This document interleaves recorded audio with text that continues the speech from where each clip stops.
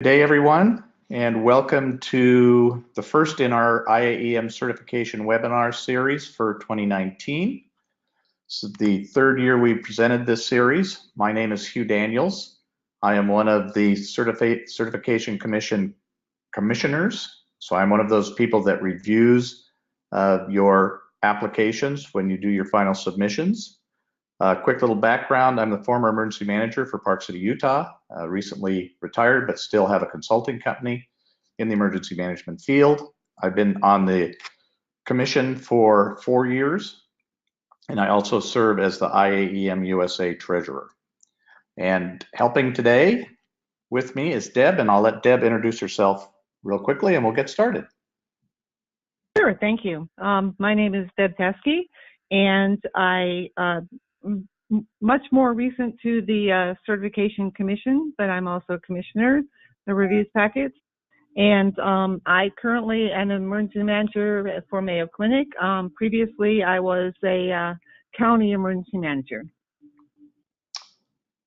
Thanks, Deb. And Deb will be chiming in as we go through this program. It'll take about 45 minutes, and then we'll have roughly 15 minutes for your questions. If you do have a question that you would like us to answer, if you would just put those into the chat section from the dashboard for GoToWebinar, staff will be compiling those and feeding those back to Deb and I, and we will do our best to answer those when we get towards the end. There are 4 different sections of the webinar series. This being the first one is an introduction to the application and the essay section. The others will cover different parts of the application in the coming weeks. And here is the schedule. So we're handling that today. In April will be the training section, letters of reference, exam, and certification fees. May will be experience, work history, and degree documentation. And June will be professional contributions. We try to kind of stay in our lane on these and not get off topic for webinars that are yet to come that'll go over all those areas. If you have questions on those areas, the best thing is to wait and do them during that section. So the agenda for the webinar, we'll talk a little bit about the Featured Mentor Program, an introduction to the program overall, discuss the online application and how that works, go into some detail then on the essay requirement, some of the application pitfalls, how you upgrade from an associate emergency manager to a certified emergency manager, and then go through any questions that the attendees may have. We started the Featured Mentor Program a couple of years ago. These are certified emergency managers that have volunteered to help you with your application. You can go online to IAEM.org and into the Certification and Resource Center, find a mentor and find someone in your area or someone in your field of practice who can help you with your application. They do have some additional training besides just having taken doing their original certification and then recertifying, but they're a really good tool. And any CEM can be a mentor with approval from the chair of the commission. So it's a good tool. It's been really popular. And when you get in there, you can search by your field, by your location, lots of different search things to find someone that you can connect with, or it may be somebody that you know. I've done mentoring for all sorts of folks, a lot of them that were colleagues. So introduction to the certification program. Just a quick thing about IAEM, and before I forget it, IAEM just transitioned their website from IEM.com to IAEM.org, O-R-G. And the CEM application, AEM application process is now tied to that. We still are in transition. The .com site's still there, but it is all moved over, and the IAEM.org site is now live. So feel free to use that. If you are an IAEM member, you need to go back into the new site, go into the upper left-hand corner to log in, and reset your password. and then choose what things you would like to get information on. You have to choose the communications or you will get nothing from IAEM. So if you haven't done that yet, make sure that you go into the new site, IAEM.org, and redo your profile, make sure everything's up to date, and choose an opt-in to those things that you want to hear from the association. Just a quick little bit on the vision and mission of IAEM. Certainly IAEM is the leading organization in emergency management, and in my opinion, the certification program is the gold standard for professionalism in our industry. You'll see that we still don't have a whole lot of CEMs. It's not a real easy thing to do. It's certainly not impossible or terribly daunting. It looks like a lot of difficulty when you first start into the application and look at what's required, but you just have to persevere. I found it was easier to just like set aside an hour or two on a Friday afternoon for a number of Fridays in a row to just keep plugging away at it. Most of you will find you have things that are required. It's just pulling all the pieces together and getting them into the application. We currently have just under 2,000 certified emergency managers and a little over 230 associate emergency managers in 53 states, territories, and 22 countries. So this first box, it says comprehensive emergency management. That is key. What we are looking for in the program is professionals that have comprehensive emergency management responsibilities, and commissioners always have that in the back of their mind when they're reviewing applications. So it needs to integrate all types of activity, including the 4 phases of emergency management of mitigation, preparedness, response, and recovery for all risk. So it's what we do as professionals in emergency management, but we're looking for candidates that have comprehensive responsibilities. So they're not just in one thing doing just planning, they are doing everything in the emergency management field. Now that doesn't mean that your job doesn't have some focus, but we're looking for well-rounded professionals that do everything in emergency management within that area of expertise that you have.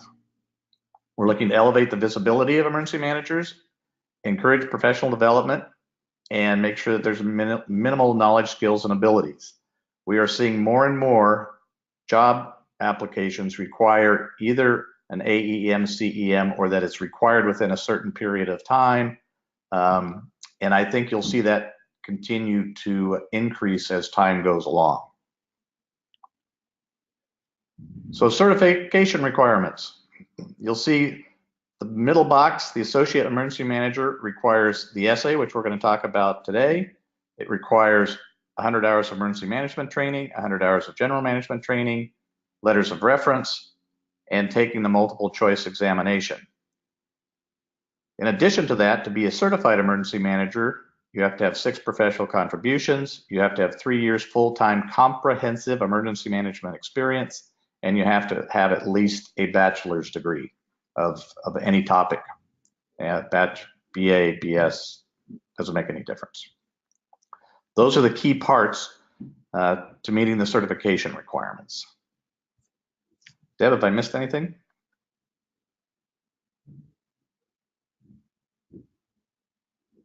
Guess not. Must be on mute. So how does the process go? So it starts with creating an account online. You may have already done this. You do that at IAEM.org. If you did it at IAEM.com, it has been moved over to .org. So when you go in and relog in there and update everything, your account should be in there. So don't duplicate your application account. If you think you've done that, you can contact IAEM and they'll be able to check and help you with that. Pay your certification fees. You will have to pay your certification fee either when you take the exam or you submit your application. You don't have to pay your fees to develop your application and put all the information in it. You can just keep plugging along on that without having to submit your fee. However, once you submit your fee, you have 1 year to get your application in. So if you took the exam first, then you would have 1 year from the exam, assuming you that were successful in completing it, and you can take it twice, to get your application in. Or if you submitted your application, you have 1 year to take the exam. And that sounds like a long time, but I will tell you from experience, and some of this was from close colleagues, that people wait till the last week before their year's up to get their application in or to try to find an exam. So don't put yourself in that. I've had people call and say, I got 10 days, can I get it done? It is doable. As a mentor, I've helped people do that, but it takes a fair amount of time if you haven't done much of the application work to get that done. So make sure that you get all of that lined up and you don't find yourself the last gasping minute trying to either find an exam or get your application completed. Because once you're past that year, you have to start over again and you have to pay the fee again. So you don't want to do that. So you've taken your exam, you submit your application, it goes to the commission for reviews. We review applications every other month from the applications submitted the month before. Each application is reviewed by 2 commissioners and it's a blind review. We do not know who the other commissioner is that's reviewing your application. We do it independently of each other. We don't know who the other commissioner is until we've both done the review. If your application is successful and you meet all the requirements, you're good to go. If the commissioners disagree on some sections of your application, we get together and review those together, look at our notes, try to come to an agreement. If we do not come to an agreement, it goes to a 3rd commissioner for those areas that we disagree in, and they will break that impasse. And then if you're successful, you'll be notified of your certification. If your packet was found to be deficient, then you'll get a notice of resubmission. So basically everybody gets 2 bites at the apple. So if you weren't successful in the initial submission, you do have 90 days to cure the issues that the commissioners found. And that's only the ones that did not meet the standard or the requirements. So it's not resubmitting the whole application. You will be asked to provide information just on those sections that we discussed on the previous slide that did not meet the requirements. So you would get a notice of resubmission in that 90 days. You'll go back into your application and add the things that are required in the letter, and the letter will be very specific. It'll say what parts were not completed to meet the standard. It'll tell you what that standard is, and it'll tell you what you need to do to meet that standard so that your application will be approved. So it'll go back to 2 commissioners. It'll be 2 different commissioners, then reviewed your application the first time. They'll review just that resubmission, and then notice hopefully will be sent to you that it was successful. However, if you did not meet the standard on the second time, your application will be rejected and you will have to start all over again. There is an appeals process should you need to use it. Doesn't happen very often, but it certainly can happen. And so there's a whole section in the resources on how you would do an appeal if you wanted to appeal the decision.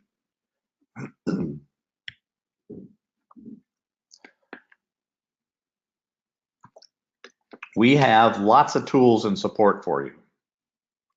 And the key is that box in red kind of in the center that says, has the link to the Resource Center.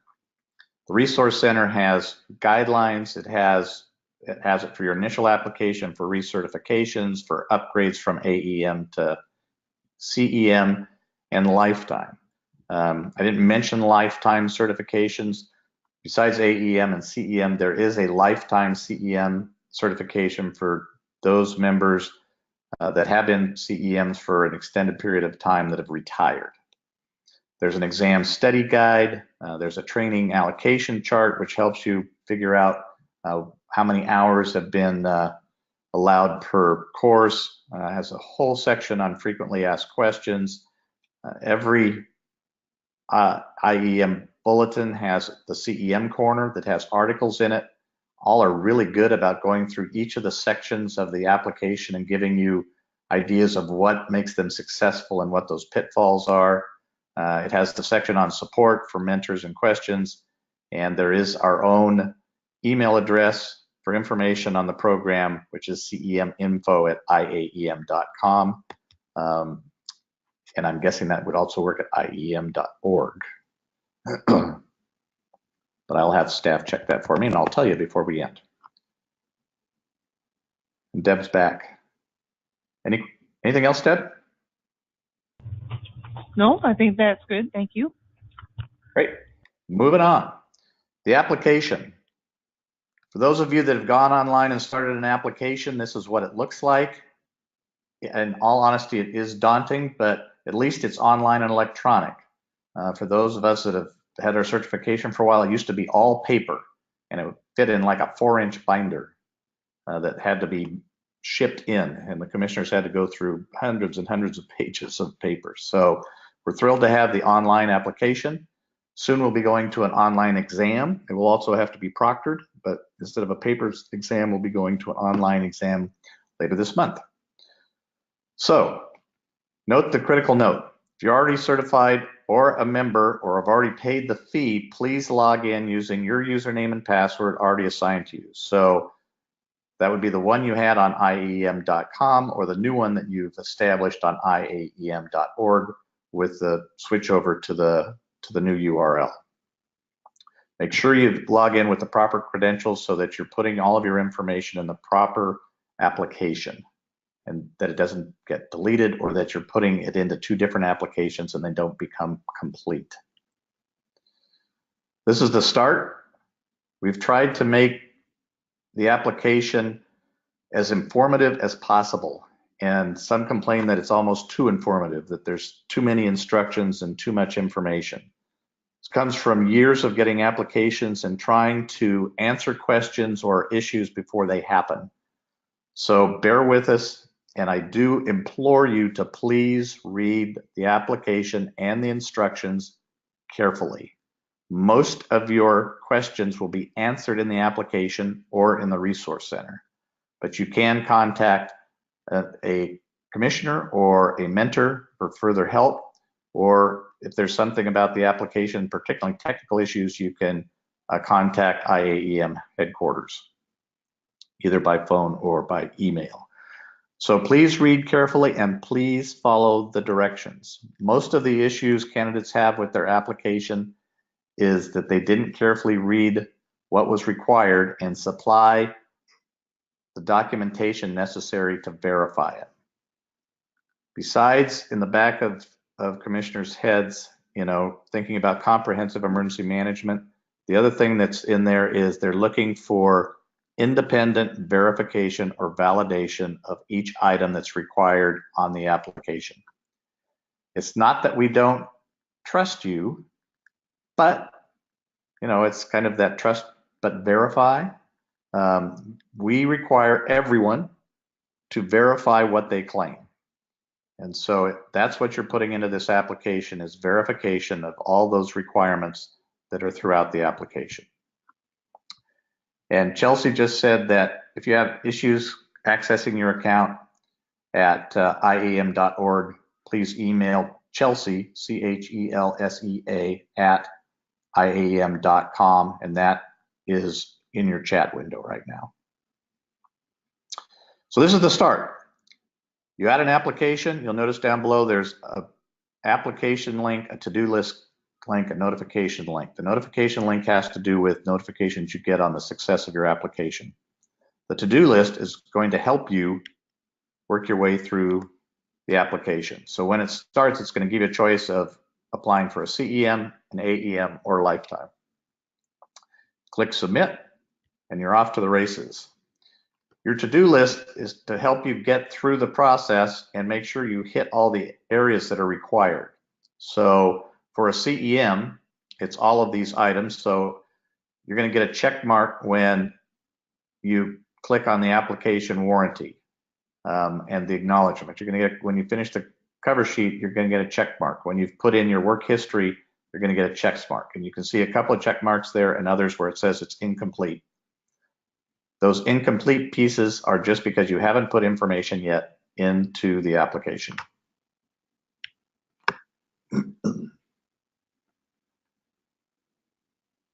The application kind of unfolds like an accordion, and there's a go on button to get to each section.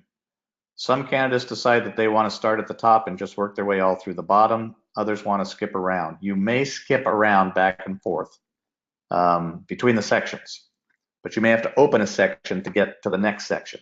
But you can work on each section independently. So if you feel you just want to work on your education requirement first thing, if you work through the go on buttons, you can get to that section and then work in that section, putting your information in. In each section, there are directions for that section.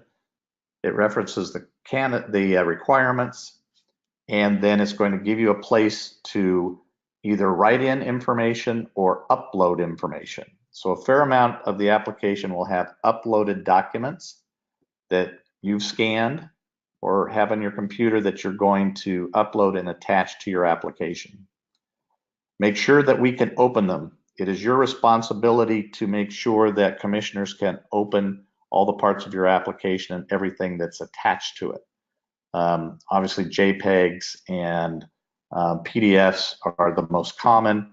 Those tend to work fine. We have had applications with some odd, often older extensions on them from various software that commissioners can't open. If we can't open it, we can't review it.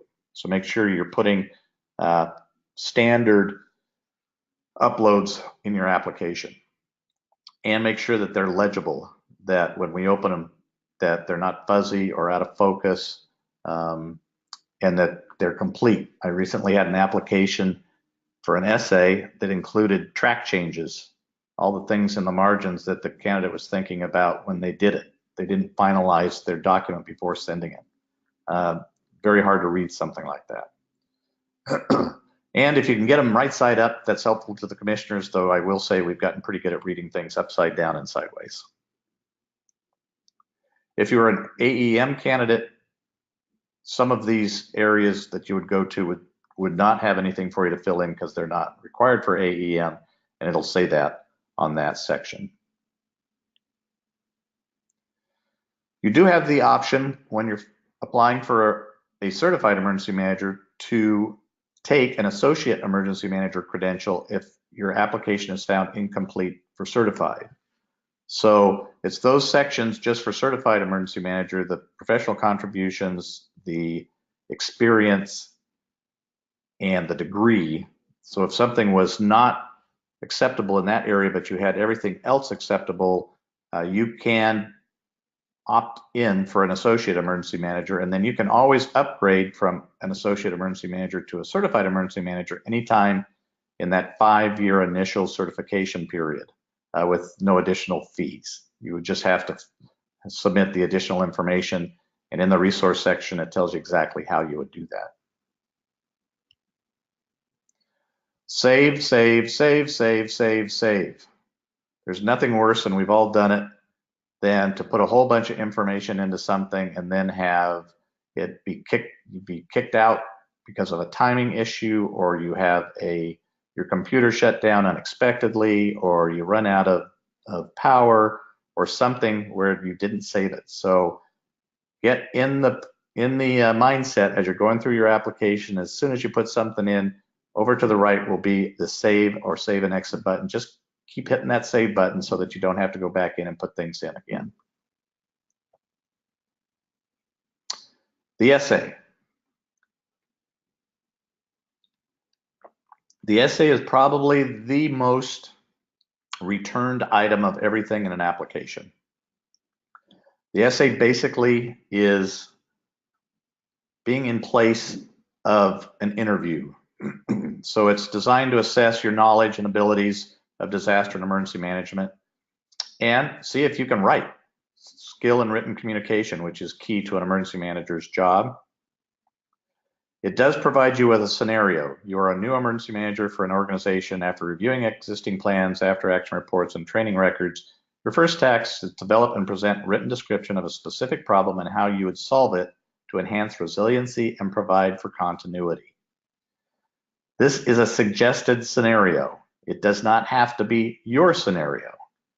However, you should, in your essay in the beginning, introduce what your scenario is. And it can be fictitious. It doesn't have to be a real scenario, or it can be real life or something that you've had happen in your career.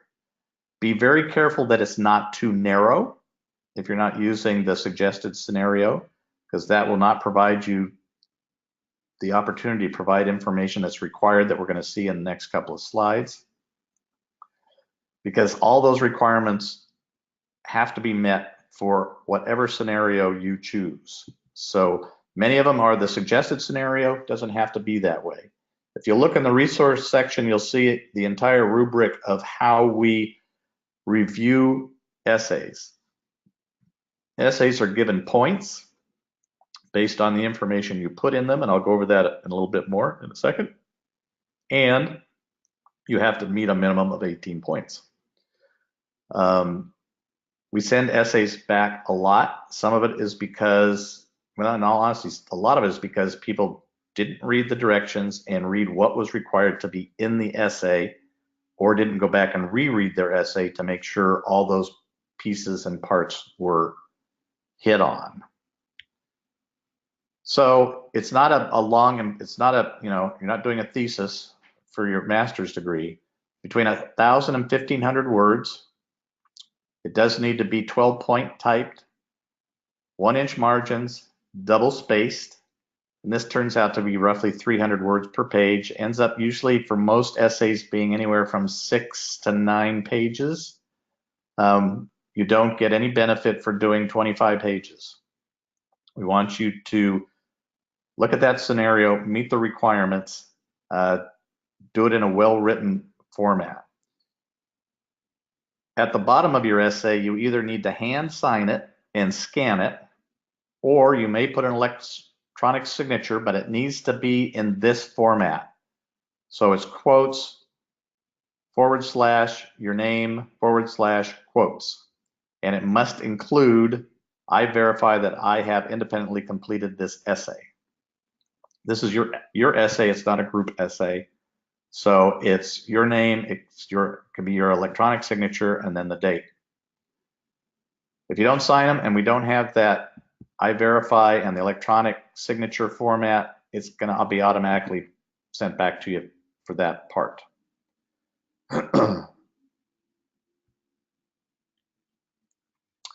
So the design points. There's design points, and then there's knowledge, skills, and abilities, and a couple other pieces to that. These 6 design points identify the problem to be solved, identify the object to be achieved, describe the necessary actions, describe the intended outcome, describe the human resources, and describe the material and financial resources. All must be in the essay. Some people like to use those as headings. That's not required, but you need to hit all 6 of those parts of the essay. Each one of those gets you 1 point. So there's a 6 possible points on those design points. Again, remember, this is an essay. This is not a list. This is not bullets. We're looking for writing skills and proof that you are a comprehensive emergency manager and have those skills. Deb, anything on this, on the design section? Yeah, I would just add, think when you're writing the essay, think about me reading it, and you need to let me know that you understand that concept, that you understand how to look at a problem and how to solve that problem, that you understand the human resources needed, etc. So that would be my input. Great. Knowledge, skills, and abilities. A lot of people get the design elements, miss maybe 1 or 2. This is where we really see people fall down. You need to demonstrate knowledge of each of these so that you can develop the solution for a stated problem, that you know what the prevention phase is, that you know what the mitigation phase is, that you know what the preparedness phase is, the response phase, and the recovery phase. Just having the word prevention in your essay somewhere does not show us that you've demonstrated knowledge of how that applies to your solution and to emergency management and solving that solution. So you need to hit all 5 of those, including your solution. You need to demonstrate knowledge of the organization and the environment in which it operates. So if you've chosen the scenario suggested, you're going to have to tell us what that organization is, and you're going to have to make it up, because that's a fictitious scenario unless that was a real one for you. And you can use your existing organization, you can use another one, but you would have to show what that organization is, what environment in which it operates. We need to know as commissioners what this problem you're being solved is in context of an organization that it's in. You also need to demonstrate knowledge of codes, legislation, regulations, plans, and policies or procedures which impact emergency management. So that could be federal legislation, state legislation, local codes, regulations in your community, state, or region, various plans, policies, and procedures that are required. You need to show an overall knowledge of the legal context and plans and policies context of your emergency management job. And then we want to see skill in written communications, that you can present information in a logical, clear manner, which means use spell check and grammar check. Also know that spell check sometimes changes the word that you really wanted into something that you didn't want, but read through it several times. Make sure your spelling's correct. Make sure that you have grammar and sentence structure that makes sense. Watch for long paragraphs and run-on sentences. We want to see a nicely written essay. Each of these 9 knowledge, skills, and abilities can have up to 2 points apiece. So if they're well done and meet all the requirements, they would get a 2. If they were partially done, didn't show real good knowledge but show some knowledge, it could get 1 point. And if it was not addressed, or if it was addressed but very poorly, it gets 0. So that means that there can be up to 18 points for those 9 KSAs. So those added with the design elements gets you towards where you need to be to have a successful application.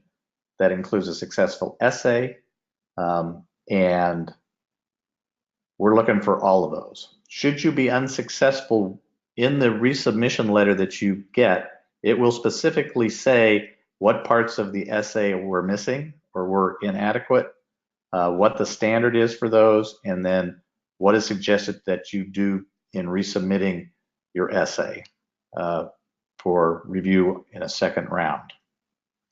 Deb? Good. Yes. I would just add that, what you really would like to do is present how does, for example, prevention, how does that apply to your particular scenario? Not, I've seen people just put in the definition of prevention, and that doesn't really show that you understand prevention, just shows that you can copy and paste something. So think through how each of these things actually apply to what you have stated as your problem, and how it will work through to the end. Great. Good advice.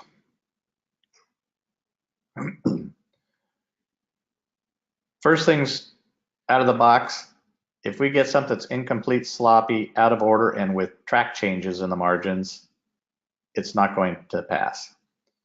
It's got to have that signed statement, and you've got to have those 6 design points and those 9 knowledge, skills, and abilities within the essay.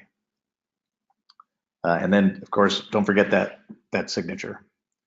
Either a original that's been scanned, or you may use that format for an electric one.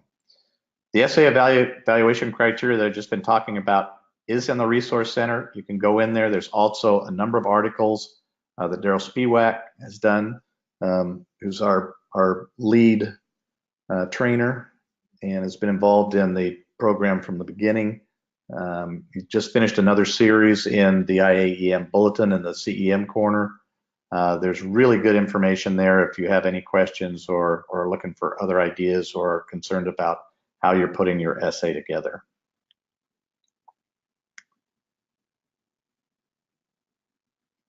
Once you've been certified, you will go back into an application and do a recertification application.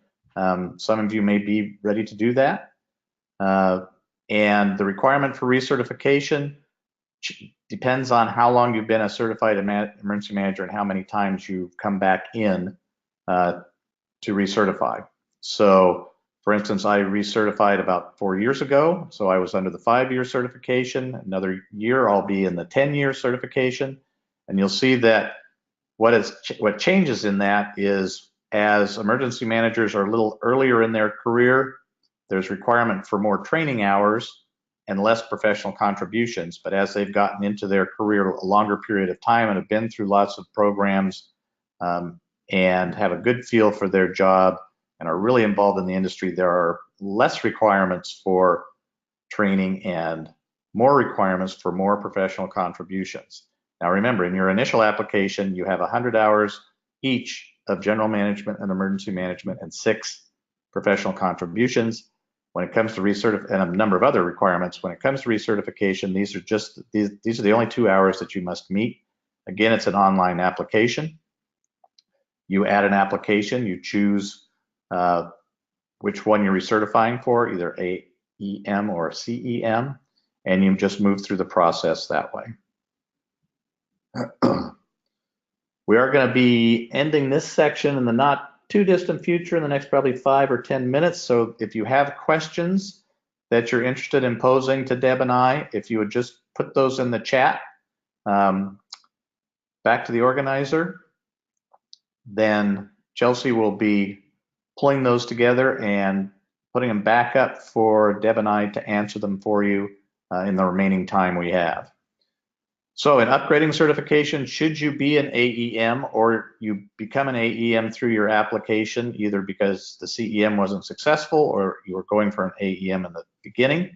And let me just take a quick kind of sidestep in that the Associate Emergency Management certification is basically aimed for those new to the industry or those that are in an education course towards emergency management. It requires certainly knowledge in emergency management. It requires training, but it doesn't require 3 years comprehensive emergency management experience on the job experience, which also can include volunteer experience. It doesn't include having your bachelor's degree yet. And what am I missing, Deb? One more thing. Yeah, the professional contributions. Mm-hmm. So soon, I forgot. So it's a step or a starting step actually toward your CEM. Many people have those other 3 components already, and so they go directly for their CEM.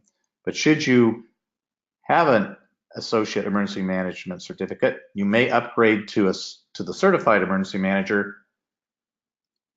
just by meeting those additional 3 requirements.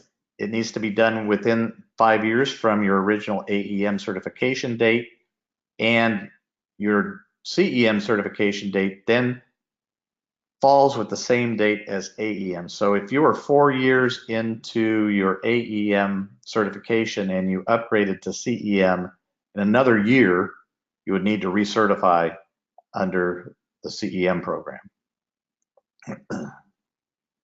Okay. There is an AEM CEM prep course that IAEM provides. It's always done at the annual convention, which this year in November will be in Savannah, Georgia. Highly recommend you attend. It's also a place where you can take the CEM exam. The course goes over all the various elements. You can check on the IAEM website for where it's being offered. It's offered at various times around the country, often in conjunction with local or regional association conventions or conferences. It's certainly not required. There's a lot of information on the website, and certainly using a mentor can help you, but it is a good tool. It does have a cost of $495. If you want more information about the prep course, you can contact Chelsea at her email address that is on the bottom of that slide. Just a reminder on featured mentors, been really successful. If you want, a third party for someone to look at your application or give you suggestions or help you with, what constitutes independent validation or verification, that's certainly a good way to go. And here's the contact information for the mentor program and for the CEM program. And we have got some questions coming. I'm going to let Deb fill in any spaces that I forgot, and then we'll start going with questions. I think that was a good overview. I'm happy to answer any questions. Great. So the first from John, is the essay required to be in an academic format or require scholarly sources? It does not. We do see essays that do have footnotes, and sometimes that's a good reference, and I have actually checked some of those references when I wasn't exactly sure what a candidate was talking about in their essay, which helped me figure out that they didn't know what they were talking about. But it's not like you're doing a thesis or a research paper or something like that that you're doing in college. Just well written with all the components necessary to meet the requirements. And Deb, you want to take the next one from Juan? Juan, okay. When beginning online application, does the 1 year clock begin at that time? If so, then the fee is at risk. I believe it's my understanding, and can be corrected, but it starts when you submit the application. That's correct. So yeah.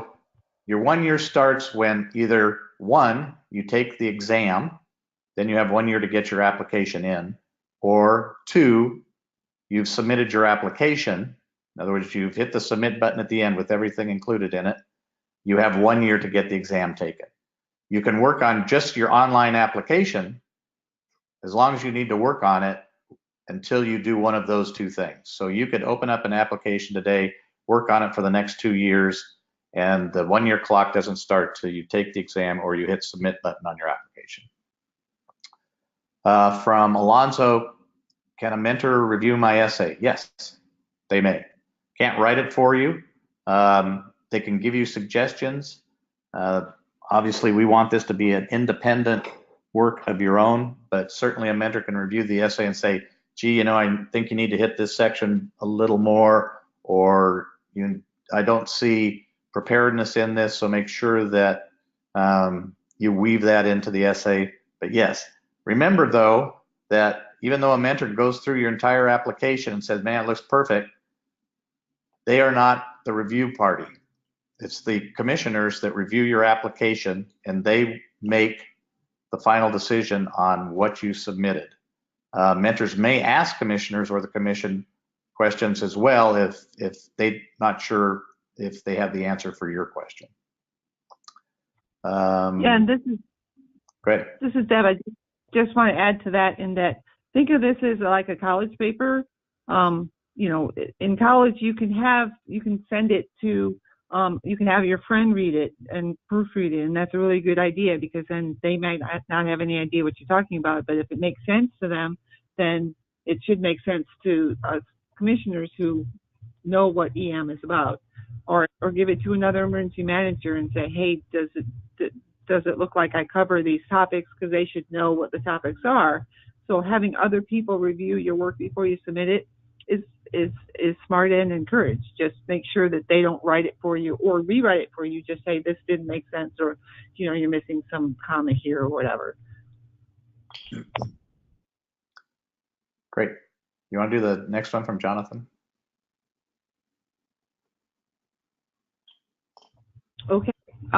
Jonathan, are the certification periods rolling? So this year, 5-year would be 2024, and then 10 years would be from 5-year, whereas all based on initial certification year. Okay, so the 5 years are from the initial start, and then you have to recertify at 5 years. And we've actually had recent discussions over this topic because some people try to recertify early, but that certification will then kick in from the date you were meant to be recertified. So yes, it sort of goes on a 5-year period starting with your initial certification date. Yep. Starts with your first, when you're certified, and then it's every 5 years thereafter.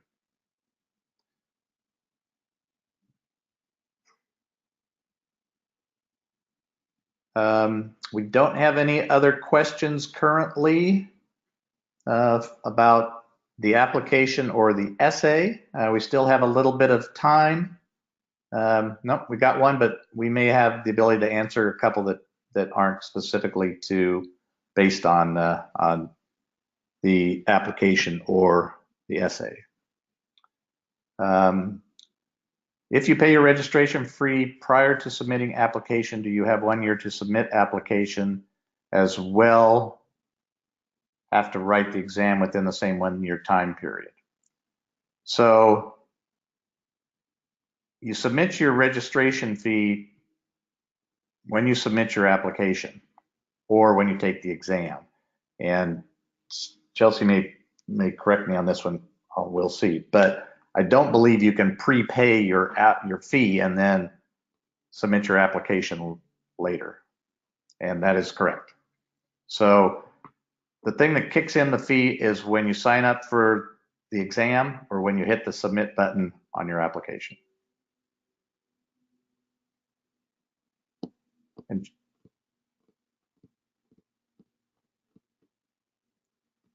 okay, if there's any others, you feel free to, let me try this again, feel free to submit them. But if you have some questions on other things, we won't get too involved in them, but we have a little bit of time and we can answer those if they come in. And sure, I'll take the one about the training as we're waiting for others to come in. Says, does localized training like when a county office of emergency management hosts training sessions count toward the training requirements if we can prove attendance with a scanned sign-in roster?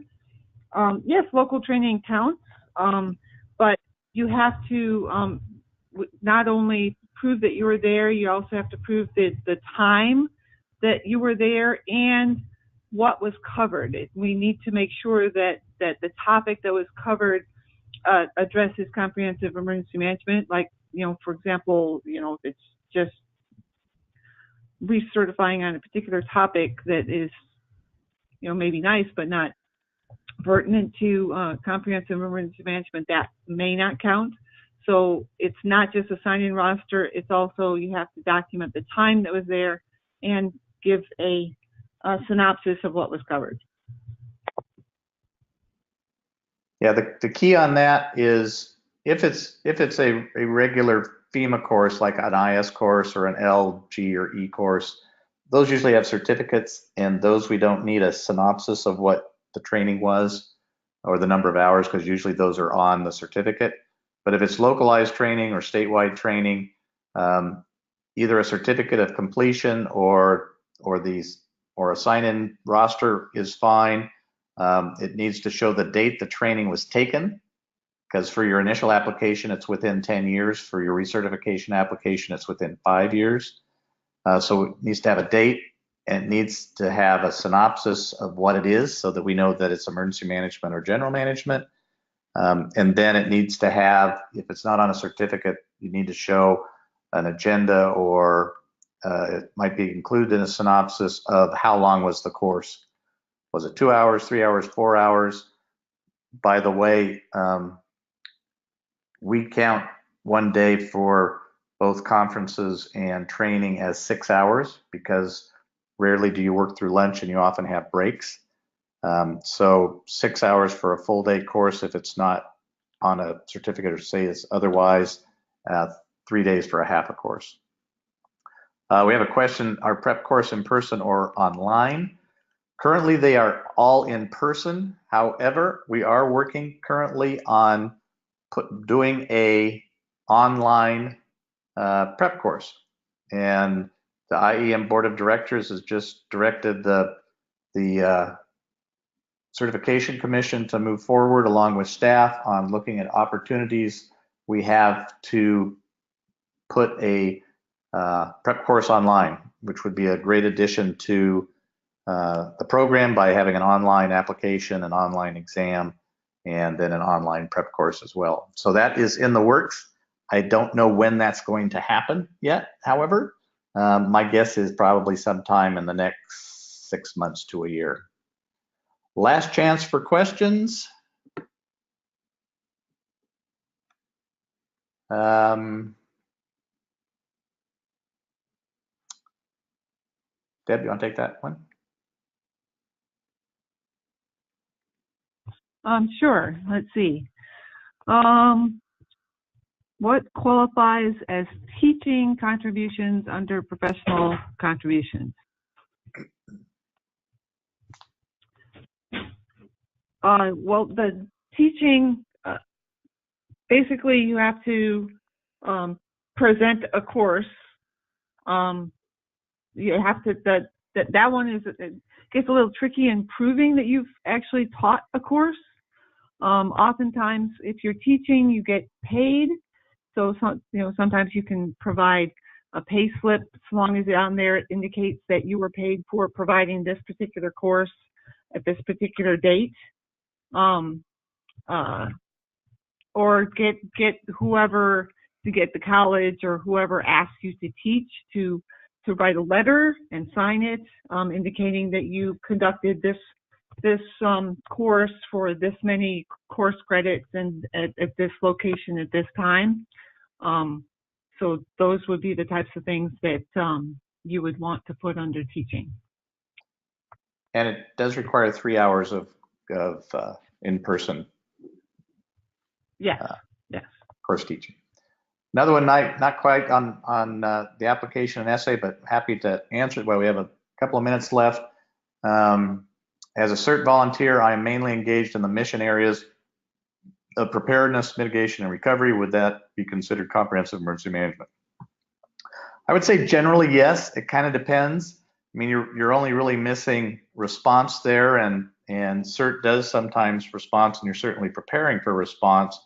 What we're looking for is someone who knows what response is, what the role of response is, preferably has been involved in response, even though it might be through an exercise or some type of training thing. So while we want to hit all those pillars, they can be done in different ways. And certainly some folks have more experience in one of the pillars than others. So just good documentation on that. Last call. That's it. Well, thank you everybody for attending today's webinar on the certification program, going over the initial application and also the essay component of the application. There are 3 more webinars that will be coming up, one each of the next 3 months, going over each of the other sections in detail with other commissioners presenting them. Highly recommend both to you, or both to you, all 3 to you in addition to this one. And if you can't attend those, remember that these are recorded. They do go onto the IAEM website in the CEM resource section. So if you miss one of these, or someone says, gee, I'm sorry I missed that one, you have a place to go and find those resources. Good luck to you all, and we appreciate your attendance today and your support of the International Association of Emergency Managers. Have a great day.